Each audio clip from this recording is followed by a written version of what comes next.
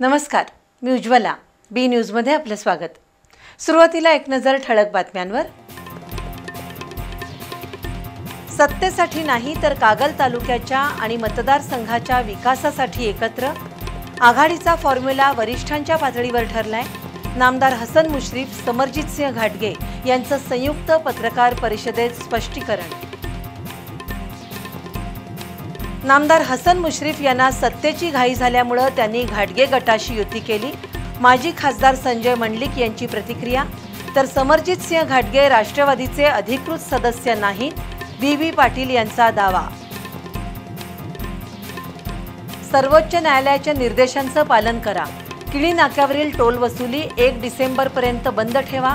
स्वाभिमानी शेतकरी संघटनेची मागणी. जिल्हाधिकाऱ्यांच्या विरोधात अवमान याचिका दाखल करण्याचाही इशारा. राज्यातील सिडकोसह वेगवेगळ्या प्राधिकरणाकडील भूखंडांचा योग्य वापर होणार. आयकॉनिक शहर विकास धोरण जाहीर.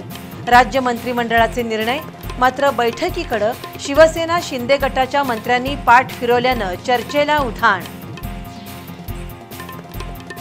आणि शाहूपुरी ते राजारामपुरी टाकाळा परिसराला जोडणारा खेमराज बेकरी चौक बनलाय वाहतुकीसाठी ब्लॅक स्पॉट. रस्ता ओलांडताना वाहनधारकांना करावी लागते मोठी कसरत.